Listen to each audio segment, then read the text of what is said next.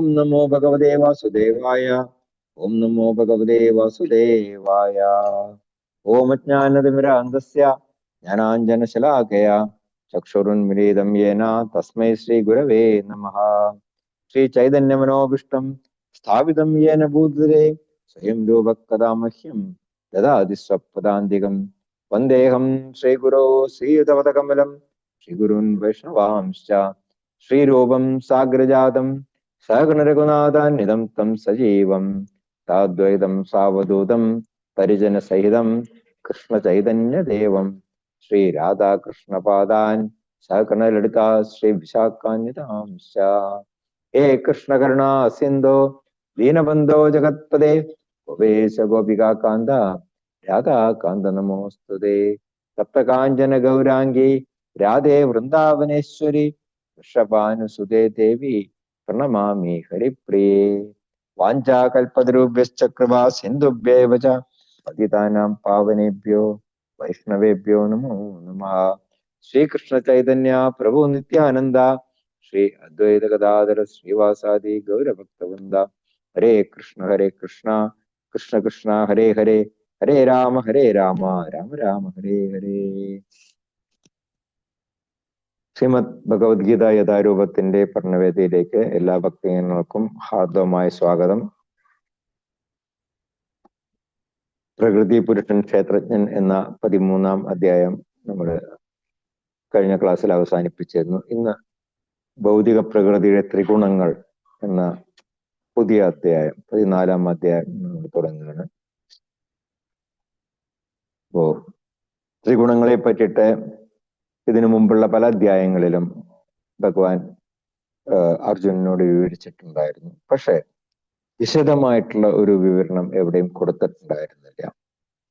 അപ്പോ ഈ 14-ാം അധ്യായത്തില് ഈ സത്വഗുണം, രജോ ഗുണം, തമോ ഗുണം ഇത് എങ്ങനെയാണ് ഓരോ ജീവജാലങ്ങളെയും ബാധിക്കുന്നത് എന്നുള്ളതിനെ പറ്റിയിട്ട് വളരെ വിശദമായിട്ട് ഭഗവാൻ പറയുന്നുണ്ട്. നമുക്ക് ശ്ലോകം 1 പോകാം. ശ്ലോകം 1.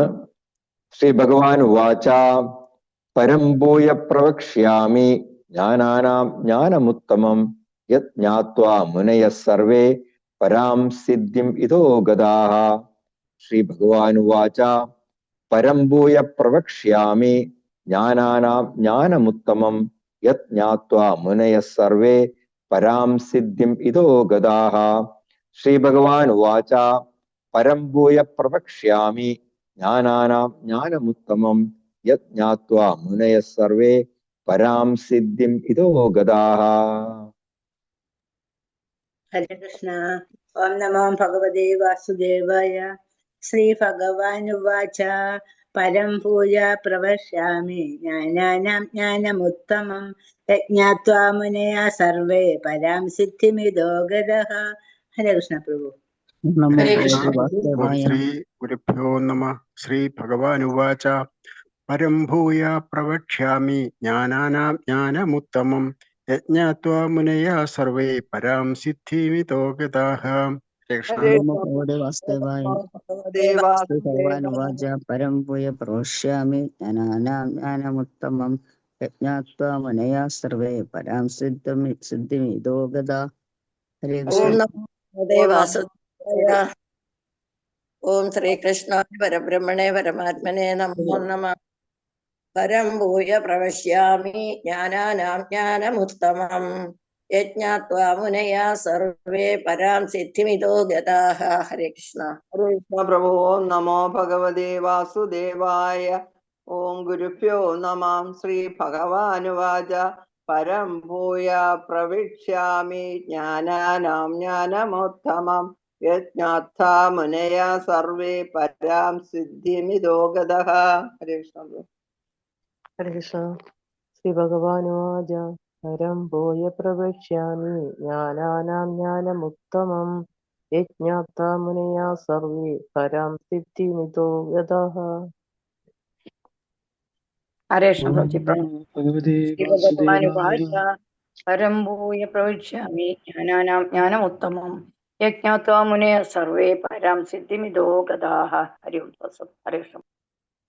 കൃഷ്ണ ശ്രീ ഭഗവാനുവാച പരം ഭൂയ പ്രവിശ്യാമി ജ്ഞാനാനാം ജ്ഞാനമുത്തമം യജ്ഞാത്വാ മുനയാ സർവേ പരാം സിദ്ധിമിതേ ഗതാഃ. ഹരേ കൃഷ്ണ. ശ്രീല പ്രഭുവാന്റെ വിവർത്തനം ഭാവാർത്ഥവും. ശ്രീ ഭഗവാൻ ഉവാച, പരമദിവ്യോത്തമ പുരുഷൻ പറഞ്ഞു, യത് ജ്ഞാത്വ, ഏതെന്നറിഞ്ഞുകൊണ്ടാണോ, സർവേ മുനയഃ, സകല മുനിമാരും, ഇതഹ, ഈ ഭൗതിക ലോകത്തു നിന്നും, പരാം സിദ്ധി, പരമമായ സിദ്ധിയെ, ഗതാഹ, പ്രാപിച്ചിട്ടുള്ളത്, ജ്ഞാനാനാം, ജ്ഞാനങ്ങളിൽ വെച്ച്, ഉത്തമം, ഉത്തമവും, പരം, പരമവും ആയ ജ്ഞാനം, ആ ജ്ഞാനത്തെപ്പറ്റി, ഭൂയഃ, വീണ്ടും, പ്രവക്ഷ്യാമി, ഞാൻ നിന്നോട് പറയാം. പരമദിവ്യോത്തമ പുരുഷൻ പറഞ്ഞു, ഏതൊന്നറിഞ്ഞുകൊണ്ടാണോ സകല മുനിമാരും ഈ ഭൗതിക ലോകത്തു നിന്നും പരമമായ സിദ്ധിയെ പ്രാപിച്ചിട്ടുള്ളത്, ജ്ഞാനങ്ങളിൽ വെച്ച് ഉത്തമവും പരമവുമായ ആ ജ്ഞാനത്തെപ്പറ്റി വീണ്ടും ഞാൻ നിന്നോട് പറയാം. ഇപ്പോ നമ്മള് 7-ാം അധ്യായം മുതൽ 12-ാം അധ്യായം വരെയുള്ള ശ്ലോകങ്ങളില് ഭഗവാൻ കൃഷ്ണനാണ് പരമദിവ്യോത്തമ പുരുഷൻ എന്ന സത്യം സ്വയം ഭഗവാൻ തന്നെ അർജുനനോട് വിശദമായി പ്രതിപാദിച്ചിരുന്നതായിട്ട് നമ്മൾ കണ്ടിരുന്നു. ആ മധ്യഭാഗത്ത് 6 അധ്യായങ്ങളാണ് ഭഗവത്ഗീതയുടെ കാതൽ, അതായത് ഭക്തിയോഗത്തിനെ പറ്റിയിട്ട് ഇത്രയും വിശദമായിട്ട് പറഞ്ഞിട്ടുള്ളത് ആ 6 അധ്യായങ്ങളിലാണ്. ഓരോ ശ്ലോകങ്ങളിലും ഭഗവാൻ എടുത്തെടുത്ത് പറയുന്നുണ്ട്, ഞാനാണ് പരമദിവ്യോത്തമ പുരുഷൻ എന്നുള്ളത്. അപ്പൊ ഇപ്പൊ വീണ്ടും ഈ 14-ാം അധ്യായത്തില് ഭഗവാൻ അർജുനനെ ബോധവൽക്കരിക്കാൻ വേണ്ടിയിട്ട് പറയുന്നതാണ്, ജ്ഞാനങ്ങളിൽ വെച്ച് ഉത്തമമായിട്ടുള്ള ഈ അതീന്ദ്രിയ ജ്ഞാനത്തിനെ പറ്റി ഞാൻ നിനക്ക് വീണ്ടും വിവരിച്ചു തരാം. എന്തുകൊണ്ടാണ് ഭൂയഹ, വീണ്ടും വീണ്ടും എന്ന് പറയുന്നത്? കാരണം ഒരേ കാര്യം തന്നെ പല പ്രാവശ്യം കേട്ടാളെ നമ്മളെ പോലെയുള്ള ഒരു സാധാരണ വ്യക്തിക്ക് അത് നമുക്ക് മനസ്സിലത് കൊള്ളുള്ളൂ. ഒരു പ്രാവശ്യം കേട്ടെന്ന് മറന്നു പോകും, വീണ്ടും പറയും, വീണ്ടും പറയും, വീണ്ടും പറയും, അങ്ങനെ പറഞ്ഞ് നമുക്കത് ആ ജ്ഞാനം ഹൃദിസ്ഥമായിട്ട് തീരും. അപ്പോ ഇവിടെ ഉത്തമമായിട്ടുള്ള ജ്ഞാനമാണ് ഭഗവാൻ അർജുനന് പറഞ്ഞു കൊടുക്കുന്നത്. അപ്പൊ അതിനെ വീണ്ടും വീണ്ടും കേൾക്കുമ്പോൾ ആ ഭഗവാനോടുള്ള ആ ഭക്തി, ആ ഭഗവാനോടുള്ള പ്രേമം, അത് നമ്മളെല്ലാവരും വർദ്ധിച്ച് വരും. അപ്പൊ അത് മാത്രമല്ല, ആ ഭക്തിയുത സേവനത്തിന്റെ പ്രാധാന്യം എന്താണ്, പ്രഭാവം എന്താണ്, അത് നമുക്ക് വളരെ സ്പഷ്ടമായിട്ട് മനസ്സിലാക്കാനായിട്ടും സാധിക്കും. 13-ാം അധ്യായത്തിന്റെ അവസാനത്തെ ശ്ലോകത്തില് ഭഗവാൻ എന്താണ് പറഞ്ഞിരുന്നത്? ആ ശരീരത്തിനെയും ശരീരത്തിന് അകത്ത് വസിക്കുന്ന ജീവാത്മാവ്, അതുപോലെ തന്നെ പരമാത്മാവ്, ഇവർ തമ്മിലുള്ള ആ വ്യത്യാസം അറിയുന്നത് കൊണ്ട് തന്നെ നമുക്ക് ഭൗതികമായിട്ടുള്ള ആ ബന്ധനങ്ങളിൽ നിന്ന് മുക്തനാകാം എന്ന് പറയുന്നുണ്ട്. എന്തുകൊണ്ടാണ് നമ്മൾ ഈ ഭൗതിക പ്രകൃതിയുടെ ആ ബന്ധനത്തിൽ കുരുങ്ങുന്നത്? കാരണം ഭൗതിക പ്രകൃതിയിലെ ആ ത്രിഗുണങ്ങളുമായിട്ടുള്ള ആ സമ്പർക്കത്തിൽ വരുമ്പോഴാണ്. നമ്മൾ ആരും തന്നെ ഈ ഭൗതിക ലോകത്തിൽ ജന്മം എടുക്കുന്നതിന് മുമ്പ് ഈ ത്രിഗുണങ്ങളുമായിട്ട് ബന്ധപ്പെടുന്നില്ല. അമ്മയുടെ ഗർഭപാത്രത്തിലിരിക്കുന്ന സമയത്ത് നമ്മൾ സദാസമയം ഭഗവാനെ പ്രാർത്ഥിച്ചുകൊണ്ട്, ഭഗവാനെ സ്മരിച്ചുകൊണ്ടുമാണ് ഒരു ജീവാത്മാവ് വസിക്കുന്നത്. പക്ഷെ ഈ ഭൗതിക ലോകത്തിൽ ജന്മമെടുത്തു കഴിയുമ്പോൾ ഈ ത്രിഗുണങ്ങൾ, സത്വഗുണം, രജോ ഗുണം, തമോ ഗുണം, ഈ മൂന്നിന്റെയും ആധിപത്യം നമ്മളിൽ ഓരോ ജീവാത്മാക്കളിലും പ്രവർത്തിക്കാനായിട്ട് തുടങ്ങും. അപ്പോ ത്രിഗുണങ്ങൾ എങ്ങനെയാണ് ഈ ജീവാത്മാവിനെ ഇങ്ങനെ ഈ കുരുക്കിൽപ്പെടുത്തുന്നത്, ഏത് വിധത്തിലാണ് ത്രിഗുണങ്ങളെ കുരുക്കിൽ നിന്ന് നമ്മൾ ഈ വിഷയങ്ങളെ കുറിച്ചിട്ടാണ് ഈ 14-ാം അധ്യായത്തില് ഭഗവാൻ വിവരിക്കുന്നത്. ഭഗവാൻ എന്താ പറയുന്നത് ഇവിടെ ഈ ശ്ലോകത്തില്? ഈ ഒരു അറിവ് നേടിക്കഴിഞ്ഞിട്ടുണ്ടെങ്കിൽ പിന്നെ നമുക്ക് വേറെ ഒന്നും തന്നെ അറിയാനില്ല. അത് മാത്രമല്ല, പരാം സിദ്ധി, നമുക്ക് ആ പരമമായ സിദ്ധിയെ പ്രാപിക്കാനായിട്ട് സാധിക്കും. ഇവിടെ ഒരു വാക്ക് വളരെ പ്രത്യേകം നമുക്ക് മനസ്സിലാക്കാനായിട്ട് സാധിക്കും. അത് യത് ജ്ഞാത്വാ മുനയ സർവേ എന്നാണ് പറഞ്ഞിരിക്കുന്നത്. എന്തുകൊണ്ടാണ് മുനയ സർവേ എന്ന് പറഞ്ഞിരിക്കുന്നത്? ഇവിടെ എന്തുകൊണ്ടാണ് ഭക്തന്മാരെന്ന് പറയാത്തത്? കാരണം ഭക്തന്മാർക്ക് അറിയാം പരമദിവ്യോത്തമ പുരുഷൻ ഭഗവാൻ കൃഷ്ണൻ തന്നെയാണ് എന്നുള്ള ഭക്തന്മാരെ സംബന്ധിച്ചിട്ട് അറിയാം. അതേസമയം മുനിമാര് അങ്ങനെയില്ല. അവര് ബ്രഹ്മനിലും അതുപോലെ തന്നെ പരമാത്മാവിലും കുടുങ്ങിക്കിടക്കുകയാണ്. അപ്പൊ അവര് ഇപ്പോഴും ആ ഭഗവാന്റെ ആ ദിവ്യമായിട്ടുള്ള ആ ശ്യാമസുന്ദര രൂപം ഇപ്പോഴും അവരുടെ മനസ്സിലേക്ക് വന്നിട്ടില്ല. അത് വരണം എന്നുണ്ടെങ്കിൽ ആ ഭഗവാനെ കുറിച്ചിട്ടുള്ള പരിപൂർണമായിട്ടുള്ള അറിവ് ഉണ്ടാകണം. അപ്പൊ അതുകൊണ്ടാണ് ഇവിടെ ജ്ഞാനം ഉത്തമം എന്ന് പറയുന്നത്. ആ ഉത്തമമായിട്ടുള്ള ആ അറിവ് നേടിക്കഴിയുമ്പോൾ മാത്രമേ മുനയഹ സർവേ, എല്ലാ മുനിമാര് പോലും ഈ പരാംസിദ്ധി, ആ പരമമായിട്ടുള്ള സ്ഥാനത്തിനെ പ്രാപിക്കാനായിട്ട് അർഹരാകുന്നുള്ളൂ. എന്തുകൊണ്ടാണ്? അത് ഭക്തി കൊണ്ട് മാത്രമേ നമുക്ക് ഭഗവാനെ മനസ്സിലാക്കാനായിട്ട് സാധിക്കുള്ളൂ. ഭക്തിയാമാം അഭിജാനാതി യാവാനിശ്വാസ്മി തത്വത. അപ്പോ ജ്ഞാനമാർഗത്തിൽ നിന്ന് ഭക്തി മാർഗത്തിലേക്ക് നമ്മളെല്ലാവരും പ്രവേശിക്കണം. എങ്കിൽ മാത്രമേ നമ്മളുടെ ആ ആത്മീയ ലോകത്തിലേക്കുള്ള യാത്ര സുഗമമാവുള്ളൂ. അതെല്ലാം നമ്മൾ വഴിയിൽ വെച്ചിട്ട് പരബ്രഹ്മത്തിലും അതുപോലെ തന്നെ പരമാത്മാവിലും കുടുങ്ങിപ്പോകും. അവിടെ നിന്ന് മുന്നോട്ടുള്ള ആ യാത്ര ഇത് നമുക്ക് തടസ്സം നേരിടേണ്ടി വരും.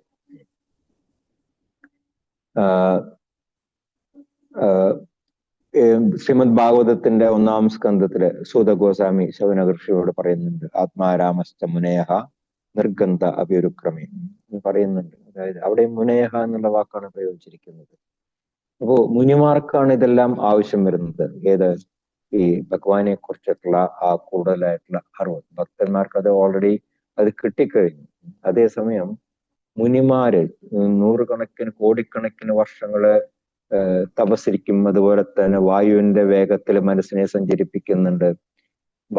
അതുപോലെ തന്നെ മനസ്സിനെ നിയന്ത്രിക്കാനായിട്ട് പരിശീലിക്കുന്നുണ്ട്. പക്ഷെ എന്നിരുന്നാലും അവർക്ക് ആ ഭഗവാന്റെ ആ ശ്യാമസുന്ദര രൂപം ദർശിക്കാനായിട്ട് സാധിക്കുന്നില്ല. ബ്രഹ്മസംഹിതയിൽ പറയുന്നുണ്ട്, പന്താസ്തു കോടി ശതവത്സര സമ്പ്രഗാമ്യോ മനസ്സോ മുനിപുങ്കവാനാം സോപ്യസ്യ പ്രഭൃതിസിമ്യ അവിചിന്യ തത്വേ എന്ന് പറയുന്നുണ്ട്. അതായത് അവര് വായുവിന്റെ വേഗത്തിൽ മനസ്സിനെ സഞ്ചരിപ്പിക്കാനായിട്ട് അവർക്ക് സാധിക്കും. അതുപോലെ തന്നെ പന്താസ്തു കോടി ശതവത്സര സമ്പ്രഗാമ്യം, കോടിക്കണക്കിന് വർഷങ്ങളൊക്കെ തപസ്സനുഷ്ഠിക്കാനായിട്ട് സാധിക്കും. എന്നിട്ട് പോലും അവർക്ക് ഭഗവാന്റെ ആ തൃപാദത്തിന്റെ അഗ്രഭാഗം മാത്രമേ അവർക്ക് ദർശനം നേടാനായിട്ട് സാധിക്കുന്നുള്ളൂ എന്ന് പറയുന്നുണ്ട്. അപ്പോ അത്രയും പ്രാധാന്യം ആണ് ഈ ഭക്തിയോഗത്തിന് എന്നുള്ളതാണ് നമുക്ക് ഇതിൽ നിന്ന് മനസ്സിലാക്കാനായിട്ട് സാധിക്കുന്നത്. കാരണം ഭക്തന്മാർക്ക് ഭഗവാനെ വളരെ എളുപ്പത്തില് പ്രാപിക്കാനായിട്ട് സാധിക്കും. അതും ബ്രഹ്മസംഹിതയിൽ പറയുന്നുണ്ട്, വേദേഷു ദുർലഭം സുദുർലഭം ആത്മഭക്തവും എന്ന് പറയുന്നുണ്ട്. എൻ്റെ ഭക്തന്മാർക്ക് ഞാൻ വളരെ സുദുർലഭം, വളരെ എളുപ്പത്തിൽ എന്നെ പ്രാപിക്കാനായിട്ട് സാധിക്കും എന്ന് പറയുന്നുണ്ട്. എന്തുകൊണ്ടാണ്? അവര് എല്ലായിടത്തും എല്ലാ ജീവജാലങ്ങളിലും ഭഗവാനെ ദർശിക്കുന്നുണ്ട്. അവർക്ക് അതുകൊണ്ട് ഭഗവാൻ ഒരിക്കലും അപ്രത്യക്ഷനാകുന്നില്ല. പ്രഹ്ലാദ് മഹാരാജാവ് തൂണിലും പോലും ഭഗവാനെ ദർശിച്ചു, അല്ലെ? ഭഗവാന് പറയുന്നത് ഭഗവത്ഗീതയിലെ, യോ മാം പശ്യതി സർവത്ര സർവം ത്രമൈ പശ്യതി തസ്യാഹം ന പ്രണശ്യാമി സജനേ പശ്യതി എന്ന് പറയുന്നുണ്ട്. നമ്മളത് 9-ാം അധ്യായത്തിൽ പഠിച്ചിരുന്നു. എന്നെ എല്ലായിടത്തും കാണുന്നവര്, അതുപോലെ തന്നെ എന്നെ എല്ലാത്തിലും കാണുന്നവർക്ക് അവർക്ക് ഞാൻ ഒരിക്കലും നശിക്കുന്നില്ല എന്ന് ഭഗവാൻ പറയുന്നുണ്ട്. കാരണം എന്താണ്? ഭഗവാൻ ഭക്തന്മാർക്ക് വേണ്ടിയിട്ട് ഭഗവാൻ എന്തും തന്നെ ചെയ്യാൻ തയ്യാറാകും. വാസ്തവത്തില് ഭഗവാൻ പറയുന്നത് എന്താണ്? അഹം ഭക്തപരാധീനഹ, ഞാൻ എൻ്റെ ഭക്തന്മാരുടെ അധീനതയിലാണെന്നാണ് പറയുന്നത്. ആരോടത് പറയുന്നത്? ഭഗവാൻ ദുർവാസാ മുനിയോടാണ് പറയുന്നത്. അംബരീഷ് മഹാരാജാവിന്റെ ചരിത്രത്തിൽ നമുക്കറിയാം, സുദർശന ചക്രം ദുർവാസാ മുനിയെ പിന്തുടർന്ന് പോയപ്പോൾ ദുർവാസാ മുനി എല്ലാ സ്ഥലത്തും പോയി ഒരു രക്ഷയുമില്ലാതെ അവസാനം ഭഗവാന്റെ അടുത്ത് തന്നെ ചെന്ന് ശരണം പ്രാപിക്കുകയാണ് ചെയ്യുന്നത്. ഭഗവാൻ പറയുന്നുണ്ട്, അഹം ഭക്തപരാധിനഃ അസ്വതന്ത്ര ഇവ ദ്വിജ എന്ന് പറയുന്നുണ്ട്. അല്ലയോ ബ്രാഹ്മണ, ഞാൻ സ്വതന്ത്രനല്ല, കാരണം എൻ്റെ ഭക്തന്മാരെ എന്നെ കെട്ടിട്ടിരിക്കുകയാണ്. അതുപോലെ തന്നെ അവര് പറയുന്നതെല്ലാം ഞാൻ അനുസരിക്കും എന്നാണ് പറയുന്നത്. അത്രയും ഭഗവാൻ വിനയാന്വിതനാണെന്ന് പറയുന്നത്. കാരണം ഭക്തന്മാർക്ക് കൊണ്ട് ഭഗവാൻ എന്തും തന്നെ ചെയ്യാൻ തയ്യാറാകും എന്നുള്ളതാണ് കാണിക്കുന്നത്. അപ്പോ വളരെ പ്രാധാന്യം അർഹിക്കുന്നതാണ് ഈ ഭക്തിയോഗം എന്ന് പറയുന്നത്. ആ ഭക്തിയോഗത്തിലേക്ക് എത്തണം എന്നുണ്ടെങ്കിൽ നമുക്ക് ഭഗവാനെ കുറിച്ചിട്ടുള്ള പൂർണ്ണമായിട്ടുള്ള ആ അറിവ് ഉണ്ടാകണം. അതുകൊണ്ടാണ് അതിനെ പരമമായിട്ടുള്ള ജ്ഞാനം, അതീന്ദ്രിയ ജ്ഞാനം എന്നെല്ലാം പറയുന്നത്.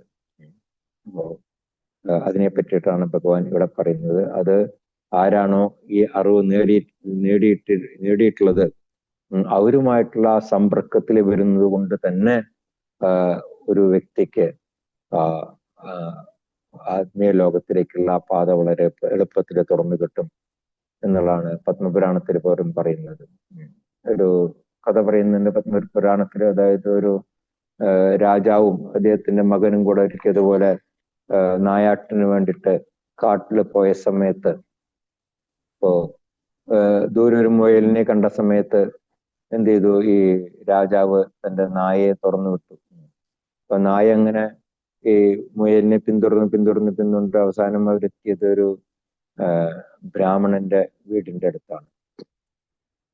അപ്പോ ഈ ബ്രാഹ്മണൻ ഒരു ആശ്രമത്തിൽ നിന്ന് അങ്ങനെ തിരിച്ചു വന്നിട്ട് അദ്ദേഹം സദാസമയം ഈ 14-ാമത്തെ അധ്യായം ഇങ്ങനെ ജപിച്ചുകൊണ്ടാണ് ഇങ്ങനെ വരുന്നത്. അപ്പൊ അങ്ങനെ വന്ന് അദ്ദേഹം വീട്ടിനകത്തേക്ക് കയറുന്നതിന് മുമ്പ് ആ കാല് കഴുകിയിട്ട് അങ്ങനെ വീട്ടിനകത്തേക്ക് കയറി. അപ്പൊ ആ സമയത്താണ് ഈ മുയലും ഈ നായയും കൂടെ വരുന്നത്.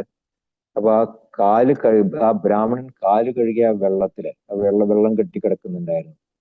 അവര് രണ്ടുപേരും സന്ദർഭവശാൽ ആ വെള്ളത്തില് സ്പർശിക്കാനിടയായി, ഈ ആമയും ഈ മുയലും അതുപോലെ തന്നെ നായയും.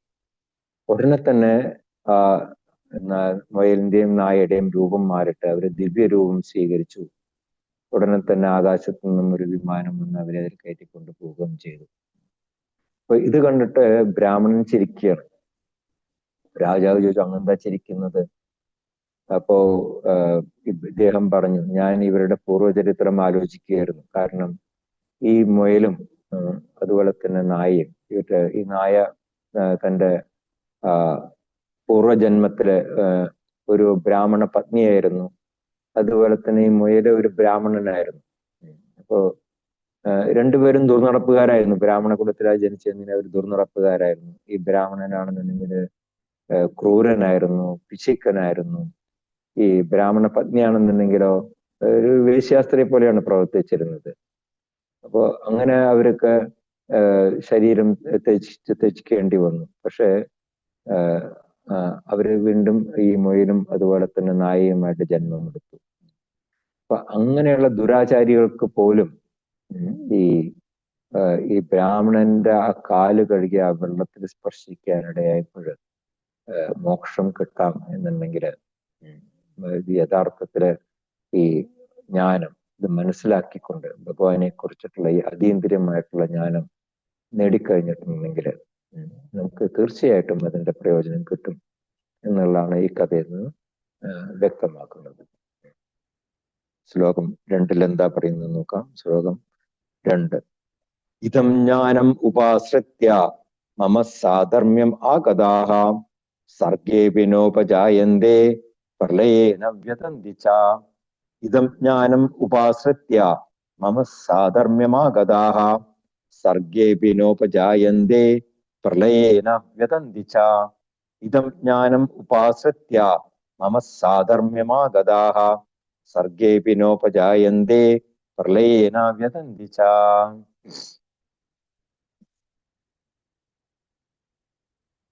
വായിക്കുന്നുണ്ടോ ആരെങ്കിലും? കൃഷ്ണ പ്രഭു. ഗുരുഭ്യോ നമോ ഭഗവതേ വാസുദേവായ. ശ്ലോകം 2. ഇതം ജ്ഞാനോപാശ്രിത്യ മമ സാധർമ്മ്യമാഗതഃ സർഗേ വിനോപജായന്തേ പ്രളയേന വ്യതന്തി ച. ഹരേ കൃഷ്ണ പ്രഭു. Thank you. കൃഷ്ണ.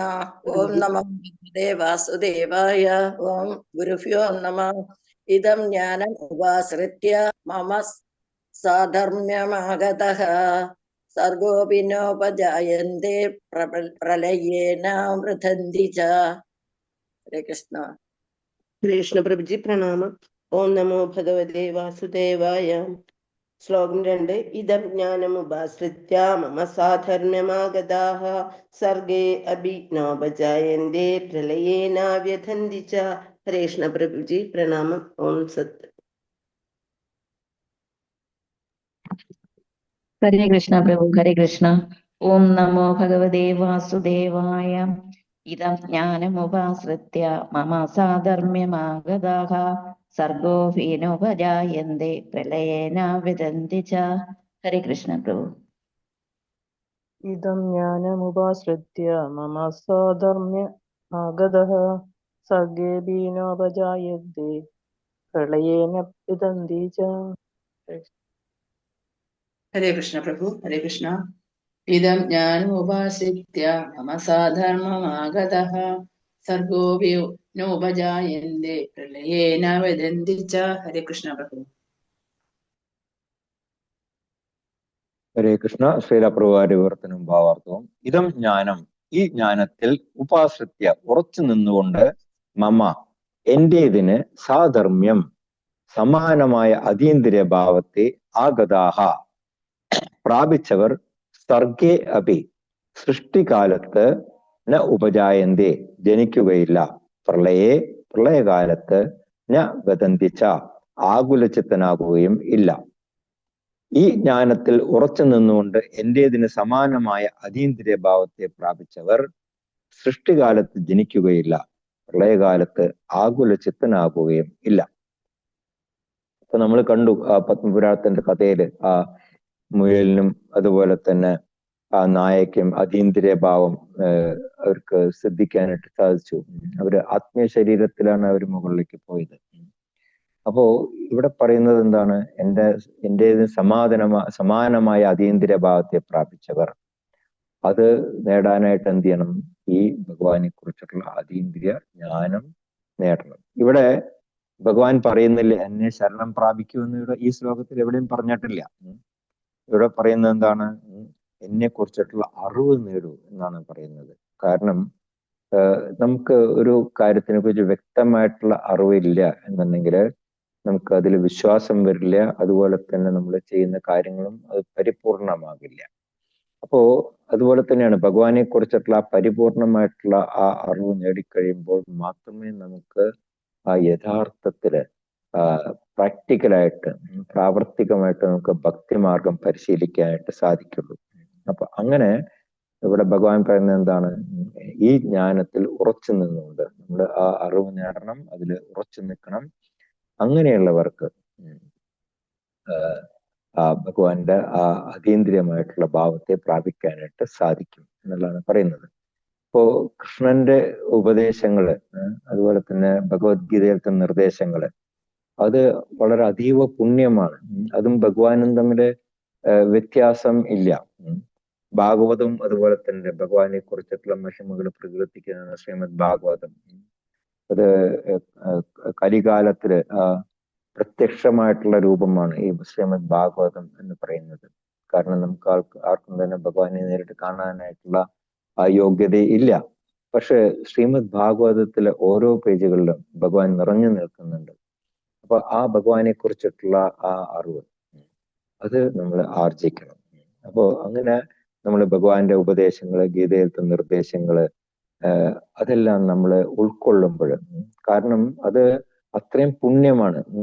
ശങ്കരാചാര്യ പറയുന്നുണ്ട് ഗീതാശാസ്ത്രം ഇതം പുണ്യം എപ്പടേത് പ്രേതപ്പമാൻ എന്ന് പറയുന്നുണ്ട്. അപ്പോ ആ ഭഗവത്ഗീതയുടെ നിർദ്ദേശങ്ങൾ നമ്മൾ വേണ്ടവണ്ണം പിന്തുടരുകയാണെന്നുണ്ടെങ്കിൽ നമുക്ക് ജീവിതത്തിലെ എല്ലാ ദുരിതങ്ങളിൽ നിന്നും നമുക്ക്, അതുപോലെ തന്നെ ഉത്കണ്ഠകളിൽ നിന്നും എല്ലാം തന്നെ നമുക്ക് മുക്തരാകാനായിട്ട് സാധിക്കും. ഭയശോക വിവർജിത എന്ന് പറയുന്നുണ്ട്. അത് മാത്രമല്ല നമുക്ക് നമ്മുടെ അടുത്ത ജന്മത്തില് ഒരു ആത്മീയ ജീവിതം കൈവരിക്കാനായിട്ട് സാധിക്കും. വിഷ്ണുർ പാദം അവാപ്നോതി. ശ്രീല പ്രഭുവാര് നമുക്ക് ഉറപ്പ് തന്നിട്ടുള്ള കാര്യമാണ്. നിങ്ങൾ വളരെ ശ്രദ്ധയോടും ഭക്തിയോടും കൂടി നിങ്ങൾ 16 മാല ജപിക്കുക മാത്രമേ വേണ്ടൂ. ഞാൻ നിങ്ങളെ കൈപിടിച്ചിട്ട് മൃത്യു സംസാര സാഗര നമ്മളെ ഈ ഭൗതിക ലോകത്ത് ഞാൻ നിങ്ങളെ കയറ്റിക്കൊണ്ടു പോകാം എന്ന് പ്രഭുവാര് നമുക്ക് ഗ്യാരണ്ടി തന്നിട്ടുള്ള കാര്യമാണ്. അപ്പോ ഇത് നമ്മൾ വെറുതെ ഒരു എക്സാം പഠിക്കുന്ന പോലെ ഇപ്പൊ ഭക്തിശാസ്ത്ര ഡിഗ്രി കിട്ടാൻ വേണ്ടിയിട്ട് അതിനു വേണ്ടിയിട്ട് പഠിക്കുന്നതല്ല. നമ്മൾ പ്രാക്ടിക്കലായിട്ട് അത് എന്താണ് പറഞ്ഞിരിക്കുന്നത് മനസ്സിലാക്കിയിട്ട് അത് നമുക്ക് നമ്മുടെ ജീവിതത്തിൽ നമ്മൾ പ്രാവർത്തികമാക്കാൻ വേണ്ടിയിട്ടാണ് നമ്മൾ ഗീത പഠിക്കുന്നത്. ഇപ്പോ എക്സാം പാസ്സാകാനായിട്ട് ആർക്കും സാധിക്കും, പക്ഷെ അതുകൊണ്ട് പ്രയോജനമില്ല. ആരത് പ്രാവർത്തികമായിട്ട് ഈ അനുശീലനം നടത്തുന്നുണ്ടോ എന്നുള്ളതാണ് നോക്കുന്നത് ഭഗവാൻ. ഭഗവാൻ ഭഗവത്ഗീതയിൽ നമ്മൾ 11-ാം അധ്യായത്തിൽ പഠിച്ചിരുന്നു അല്ലെ, ഭഗവാനെ അങ്ങനെ കാണണം അല്ലെങ്കിൽ മനസ്സിലാക്കണം എന്നുണ്ടെങ്കിൽ ഈ വേദപഠനം കൊണ്ടോ അല്ലെങ്കിൽ തപസ് കൊണ്ടോ ഒന്നും സാധിക്കില്ല. അഹം വേദേന തപസ ദാനേന ഇജ്ജയ എന്ന് പറയുന്നുണ്ട്. അതുകൊണ്ടൊന്നും പ്രയോജനമില്ല. നമ്മൾ ഈ ഭൗതിക ലോകത്തുനിന്ന് ആത്മീയതലത്തിലേക്ക് ഉയരണം എന്നുണ്ടെങ്കിൽ നമ്മൾ ജീവിതത്തിലെ ദ്വന്ദ്ങ്ങളിൽ നിന്ന് മുക്തരാകണം. ഈ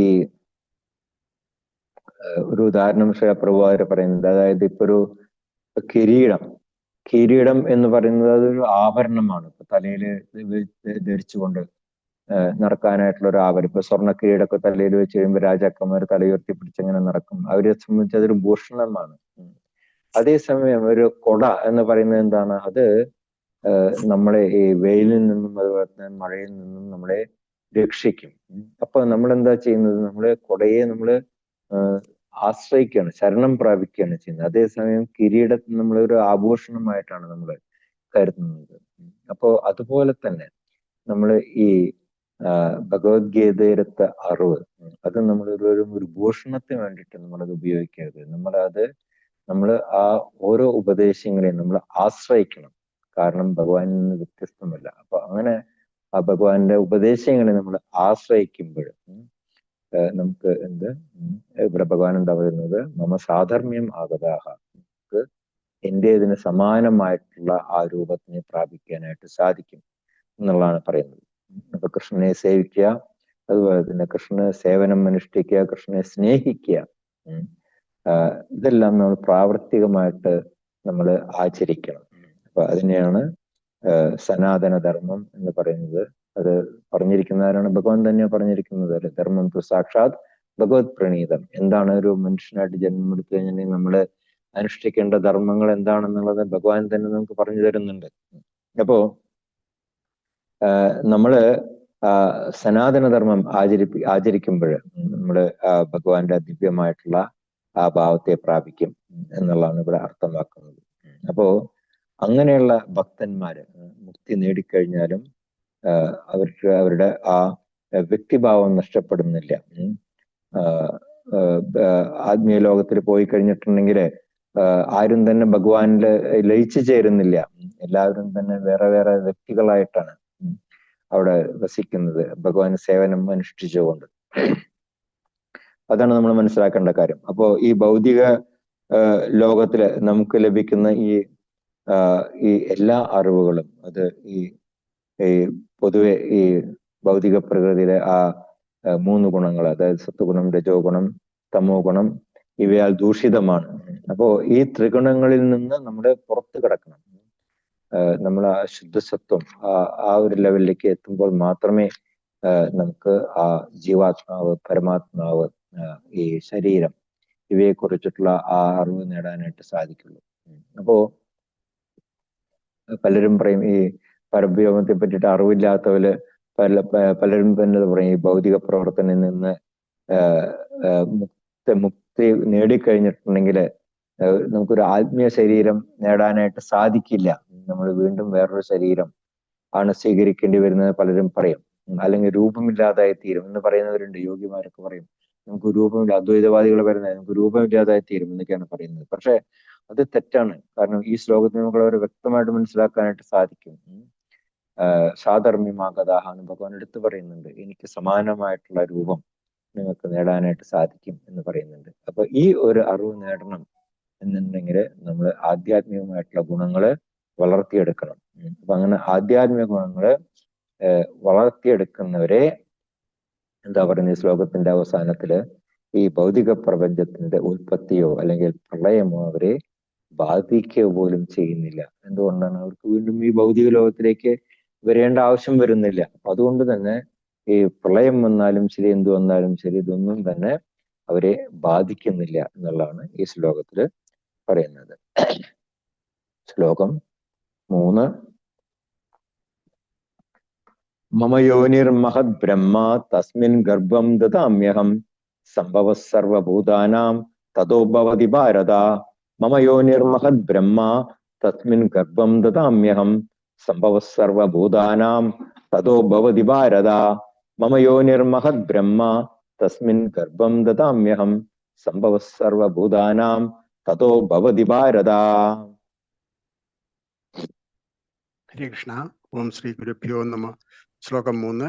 മമ യോനിർമഹത് ബ്രഹ്മ തസ്മിൻ ഗർഭം ദദാമ്യഹം സംഭവ സർവഭൂതാനാം തതോ ഭവതി ഭാരത. ഹരേ കൃഷ്ണ. ഹരീഷ് പ്രഭുജി. മമ യോനിർമഹദ് ബ്രഹ്മ തസ്മിൻ ഗർഭം ദദാമ്യഹം സംഭവ സർവഭൂതാനാം തതോ ഭവതി ഭാരത. ഹരി ഓം തത്സത്. ഹരേ കൃഷ്ണ പ്രഭുജി. പ്രണാമം. ഓം നമോ ഭഗവതേ വാസുദേവായ. ഓം ഗുരുഭ്യോ നമഃ. മമ യോനിർമഹദ് ബ്രഹ്മ തസ്മിൻ ഗർഭം ദദാമ്യഹം സംഭവഃ സർവഭൂതാനാം തതോ ഭവതി ഭാരത. ഹരേ കൃഷ്ണ.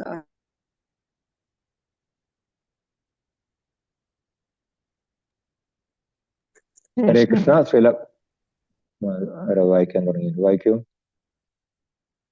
ഹരേ കൃഷ്ണ. ഗുരുഭ്യോ നമഃ. ശ്ലോകം 3. മമ യോനിർമഹദ് ബ്രഹ്മ തസ്മിൻ ഗർഭം ദദാമ്യഹം സംഭവ സർവഭൂതാനാം തതോ ഭവതി ഭാരത. ഹരേ കൃഷ്ണ. ഹരേ കൃഷ്ണ. ഹരേ കൃഷ്ണ. ശ്രീലപ്രഭുവാരുടെ വിവർത്തനം ഭാവാർത്ഥവും. ഭാരത, അല്ലയോ ഭാരത, മഹത് മഹത്തായ, ബ്രഹ്മ ബ്രഹ്മം, മമ എന്റെ, യോനി യോനിയാകുന്നു, തസ്മിൻ അതിൽ, അഹം ഞാൻ, ഗർഭം ദദാമി ബീജത്തെ നിക്ഷേപിക്കുന്നു, തതഹ അതിൽ നിന്ന്, സർവഭൂതാനാം സർവജീവജാലങ്ങളുടെയും, സംഭവ ഉൽപ്പത്തി, ഭവതി ഉണ്ടാകുന്നു. അല്ലയോ ഭാരത, മഹത്തായ ബ്രഹ്മം എന്റെ യോനിയാകുന്നു, അതിൽ ഞാൻ ബീജത്തെ നിക്ഷേപിക്കുന്നു, അതിൽ നിന്ന് സർവജീവജാലങ്ങളുടെയും ഉത്പത്തി ഉണ്ടാകുന്നു. അപ്പൊ ഇവിടെ ഭഗവാൻ ഈ ഭൗതിക പ്രപഞ്ചത്തിനെ പറ്റിയിട്ടുള്ള വിവരണം നൽകുകയാണ് ചെയ്യുന്നത്. അപ്പോൾ ഈ ശ്ലോകത്തിലെ പ്രധാനപ്പെട്ട പോയിന്റ് എന്ന് പറയുന്നത്, ഈ ഭൗതിക പ്രകൃതി അത് സ്വയം സജീവമാകുന്നില്ല എന്നുള്ളതാണ്. ക്ഷേത്രജ്ഞന്മാരുടെ അല്ലെങ്കിൽ ശരീരത്തിന്റെയും ജീവാത്മാവിന്റെയും സംയോഗം കൊണ്ടാണ് ഈ പ്രവൃത്തികളെല്ലാം തന്നെ നടക്കുന്നത്. അപ്പോ ഭഗവാൻ പറയുന്നത് എന്താണ്? ഈ ഭൗതിക പ്രകൃതി എന്ന് പറയുന്നത് എന്റെ യോനിയാണ്. അപ്പൊ ഞാൻ അതിൽ ബീജം പ്രദാനം ചെയ്യുന്നു. അപ്പോ ഈ ഭൗതിക പ്രകൃതിയും അതുപോലെ തന്നെ ജീവസത്തയും ആയിട്ടുള്ള ഈ സംയോഗം സാധ്യമാക്കുന്നത് അത് ഭഗവാൻ തന്നെയാണ്. സമസ്ത വിശ്വാവിഷ്കാരത്തിന്റെയും ആ മൂല കാരണവും ആ മഹത്തത്വമാണ് ശ്രീപ്രഭുവാര് പറയുന്നുണ്ട്. അപ്പോൾ ഈ ഭൗതിക പ്രകൃതിയുടെ ഈ ത്രിഗുണങ്ങള് അടങ്ങിയിട്ടുള്ള ഈ ഭൗതിക തത്വങ്ങള്, അതിനെ ബ്രഹ്മം എന്ന് പറയും. പരമദിവ്യോത്തമ പുരുഷനായിട്ടുള്ള ഭഗവാൻ ബ്രഹ്മത്തിനെ ജീവസത്തകളുടെ ബീജഗണങ്ങൾ കൊണ്ട് പൂരിതമാക്കുന്നു. പിന്നെ പഞ്ചമഹാഭൂതങ്ങള്, ഭൂമി, ജലം, അഗ്നി, വായു, ആകാശം, അങ്ങനെ 24 മൂലകങ്ങള്, ഈ പറയുന്നതെല്ലാം തന്നെ ഭൗതിക ശക്തി മാത്രമാണ്. ഇവയ്ക്കൊന്നും തന്നെ ഇൻഡിപെൻഡന്റ് ആയിട്ട് അത് പ്രവർത്തിക്കാനായിട്ട് സാധിക്കില്ല. പല സയന്റിസ്റ്റുമാരും വാദത്തിന് വേണ്ടി പറയാറുണ്ട്, ഇതൊന്നും തന്നെ ഭഗവാന്റെ സൃഷ്ടിയല്ല, ഇതെല്ലാം ഈ പഞ്ചമഹാഭൂതങ്ങൾ അതെല്ലാം തന്നെ സ്വയം തന്നെ പ്രവർത്തന ശേഷി നേടുന്നതാണെന്ന് പറയാറുണ്ട്. പക്ഷേ പ്രഭുവാര് അങ്ങനെയുള്ള സയന്റിസ്റ്റുമാരോട് ചോദിക്കാറുണ്ട്, എന്നാൽ ഞാൻ നിങ്ങൾക്ക് ഇതെല്ലാം തന്നെ തരാം, ഈ ഭൂമി, ജലം, അഗ്നി, വായു, ആകാശം, ഇതെല്ലാം ഞാൻ നിങ്ങൾക്ക് തരാം, നിങ്ങൾക്ക് എന്തുകൊണ്ടൊരു ജീവജാലത്തിനെ സൃഷ്ടിച്ചുകൂടാ എന്ന് പ്രഭുവാര് പലപ്പോഴും ചോദിക്കാറുണ്ട്. അപ്പോ ഇതൊന്നും തന്നെ സ്വയം പ്രവർത്തനക്ഷമമാകുന്നില്ല. കാരണം ഭഗവാൻ ആ ബീജം ജീവസത്തകളിൽ കൂടെ പ്രദാനം ചെയ്യുമ്പോൾ മാത്രമേ ഇതെല്ലാം ഈ ഭൗതിക ശക്തി പ്രവർത്തിക്കാനായിട്ട് തുടങ്ങുന്നുള്ളൂ. കാരണം അതിന് ഭഗവാൻ തന്നെ കനിയണം. അല്ലാതെ നമുക്കറിയാം പലർക്കും പല സ്ത്രീകൾക്കും പല കാരണങ്ങൾക്കും ഗർഭം ധരിക്കാനായിട്ട് സാധിക്കുന്നില്ല. അതുപോലെ തന്നെ ചിലപ്പോൾ അത് സ്ത്രീയുടെ മിസ്റ്റേക്ക് ആയിരിക്കാം, അല്ലെങ്കിൽ പുരുഷന്റെ മിസ്റ്റേക്ക് ആയിരിക്കും. പക്ഷേ പ്രധാനപ്പെട്ട കാര്യം ഭഗവാന്റെ അനുഗ്രഹം ഇല്ലാതെ ഈ ഭൗതിക പ്രപഞ്ചത്തിന് തന്നെ ഗർഭധാരണം സാധ്യമല്ല എന്നിരിക്കെ ഒരു സാധാരണ ജീവജാലങ്ങൾക്ക് അതെങ്ങനെ സാധ്യമാകും? അതുകൊണ്ടാണ് ഈ വിവിധ തരത്തിലുള്ള സംസ്കാരങ്ങളെല്ലാം തന്നെ നമ്മളുടെ വൈദിക ഗ്രന്ഥങ്ങളിൽ പറഞ്ഞിട്ടുള്ളത്. ഇതിനെല്ലാം തന്നെ ഭഗവാന്റെ കൃപ വേണം എന്നുള്ളതാണ്. കൃഷ്ണശക്തി വിന നഹിത്താര പ്രവർത്തന എന്ന് ചൈതന്യ ചരിതാമൃതത്തിൽ പറയുന്നു. കൃഷ്ണന്റെ ശക്തി ഇല്ലാതെ ഈ ഭൗതിക പ്രപഞ്ചത്തിന് പ്രവർത്തിക്കാനായിട്ട് സാധിക്കില്ല. അപ്പോ വളരെ പ്രധാനമാണ് ഈ വിഷയം. ഈ ജീവസത്തകൾ എന്ന് പറയുന്നത് ഭഗവാന്റെ തന്നെ ഒരു ഉത്കൃഷ്ട പ്രകൃതിയാണ്. നമ്മൾ അത് 7-ാം അധ്യായത്തിൽ പഠിച്ചിരുന്നു.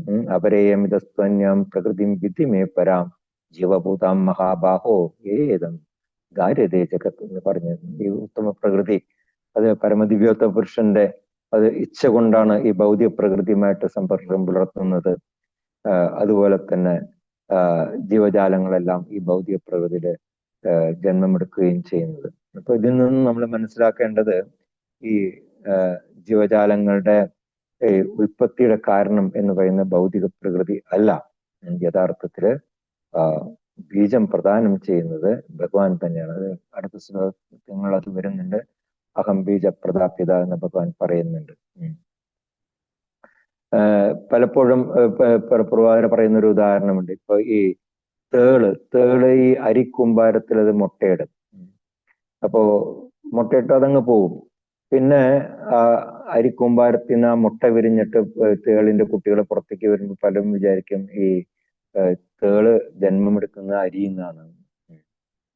പക്ഷെ അങ്ങനെയല്ല. അത് തേൾ അവിടെ മുട്ടയിടുന്നുണ്ട്.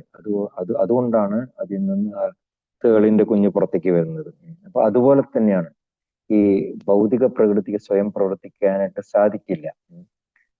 ഭഗവാൻ ബീജം പ്രദാനം ചെയ്യുമ്പോഴാണ് അവിടെ ഈ ജീവന്റെ ഉൽപ്പത്തി സംഭവിക്കുന്നത്.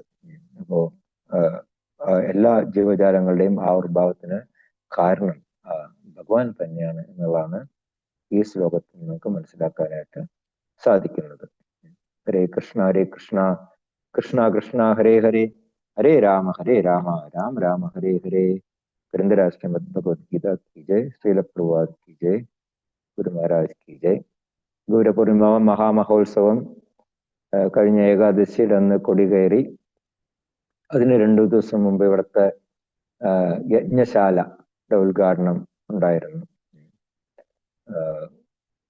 നിത്യയജ്ഞം, അതായത് എല്ലാ ദിവസവും ഈ യജ്ഞശാലയിൽ യജ്ഞം നടക്കും. നമ്മുടെ TOP ക്യാമ്പസിനകത്ത് തന്നെയാണ് യജ്ഞശാല പണിതിരിക്കുന്നത്. വളരെ അതിമനോഹരമായിട്ടുള്ള ഒരു യജ്ഞശാല ആണ് അവിടെ പണിതിരിക്കുന്നത്. നമ്മുടെ തൃശ്ശൂരിൽ നിന്നുള്ള ഒരു ആർക്കിടെക്റ്റാണ് അത് ഡിസൈൻ ചെയ്തത്. അതുപോലെ തന്നെ ഈ യജ്ഞശാലയുടെ ഉദ്ഘാടനത്തിൽ നിന്ന് നാട്ടിൽ നിന്നൊരു പഞ്ചവാദ്യത്തിന്റെ ടീമൊക്കെ വന്നിട്ടുണ്ടായിരുന്നു. വളരെ വിശേഷമായിരുന്നു. അതിനുശേഷം പിന്നെ ഏകാദശി എന്ന ഉത്സവം കൊടികയറി. ഇവിടെ നിന്ന് അങ്ങോട്ട് പിന്നെ ശ്രവണോത്സവം, ഇപ്പൊ കീർത്തൻമേള നടന്നുകൊണ്ടിരിക്കുന്നു. ഇന്ന് 3-ാം ദിവസമാണ്. അത് കഴിഞ്ഞിട്ടുണ്ടെങ്കിൽ പിന്നെ നവദ്യമണ്ഡൽ പരിക്രമ, അത് കഴിഞ്ഞാൽ പിന്നെ കലോത്സവങ്ങള്. അങ്ങനെ അടുത്ത മാർച്ച് 3-ാം തീയതി ഗൗരപൂർണിമ മഹാമഹോത്സവം, അതായത് 539ാമത്തെ ഗൗരാബ്ദം അവസാനിക്കുന്നു. അതിനടുത്ത ദിവസം നമ്മളുടെ പുതിയ ഗൗരാബ്ദം 540ാമത്തെ ഗൗരാബ്ദം തുടങ്ങുകയാണ്. അപ്പം ഇതൊക്കെയാണ് ഈ ധാമത്തിലെ വിശേഷങ്ങള്. ആർക്കെങ്കിലും ഈ 3 ശ്ലോകങ്ങളെ കുറിച്ചിട്ട് എന്തെങ്കിലും സംശയങ്ങൾ ചോദിക്കാം. ഹരേ കൃഷ്ണ.